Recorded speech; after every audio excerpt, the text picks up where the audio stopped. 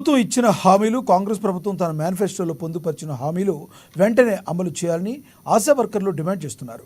తమ న్యాయమైన డిమాండ్లు పరిష్కరించాలని కోరుతూ మంచిర్యాల జిల్లా కలెక్టరేట్ ముందు సిఐటియు ఆధ్వర్యంలో ఆశా వర్కర్లు ధర్నా చేపట్టారు. ఆశా వర్కర్లకు 18,000 రూపాయల జీతం ఇవ్వాలని, పిఎఫ్, ఈఎస్ఐ, ప్రమాద బీమా, రిటైర్మెంట్ బెనిఫిట్స్ కల్పించి సమస్యలు పరిష్కరించాలని కోరారు.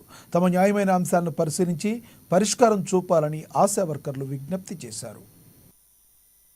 ఇలా ఆశా వర్కర్ల సమస్యలు పరిష్కరించడంలో ఈ రోజు అధికారంలో ఉన్నటువంటి కాంగ్రెస్ ప్రభుత్వం విఫలమైందని, అదేవిధంగా గతంలో ఉన్న టీఆర్ఎస్ ప్రభుత్వం ఉన్నప్పుడు మేము సమ్మె చేసి మాకు హామీ ఇచ్చారు. కానీ ఇప్పుడు అధికారంలోకి వచ్చిన ప్రభుత్వం కూడా హామీ నిలబెట్టుకోవట్లేదు. అందుకని ఈ రోజు ఆశా వర్కర్లతోటి సర్వేలు గానీ ఇలా ప్రతి పని ఆశా వర్కర్లతో చేయించుకుంటా ఉన్నారు. కానీ దానికి సంబంధించిన వేతనం మాత్రం ఆశా వర్కర్లకు ఇవ్వట్లేదు. ఇలా పారితోషికం మాకద్దు, మాకు మీరు ఇచ్చేది ఫిక్స్డ్ వేతనంగా నిర్ణయం చేయండి, 18,000 రూపాయలు చెల్లించాలి, లేకుంటే ఆశా వర్కర్లందరినీ కూడా కార్మికులుగా గుర్తించి కనీస వేతనం 26,000 ఇవ్వాలని, ప్రతి ఆశా వర్కర్ కు పిఎఫ్, ఈఎస్ఐ సౌకర్యం కల్పిస్తూ ప్రతి నెల 10,000 రూపాయలు పింఛన్ సౌకర్యం ఇవ్వాలని చెప్పి, అదేవిధంగా ఇలా ఆశా వర్కర్లు అందరూ కూడా ఇలా సేవ చేస్తా ఉన్న టైంలోనే చాలా మంది ఆశా వర్కర్లకు ఆరోగ్యాలు చెడిపోయి అనారోగ్య బారిన పడి ఇలా ఆసుపత్రి పాలైతా ఉన్నారు. కానీ ఆశా వర్కర్లు పట్టించుకునే పరిస్థితి లేదు ప్రభుత్వం.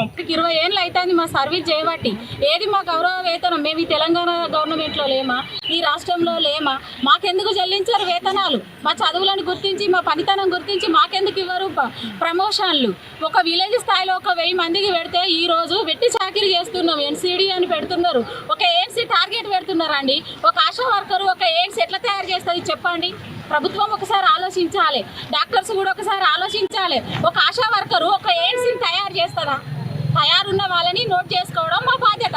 అది మీ టార్గెట్ అని అంటే నిద్ర పట్టకుండా చేస్తున్నారు. బీపీలు, షుగర్లు మాకే వస్తున్నాయి. రేపు మరణిస్తే కూడా అయ్యో మా అమ్మ మరణించింది, మా అమ్మ మరణిస్తే ప్రభుత్వం నుండి ఈ సహాయం అందింది, గిన్ని లక్షల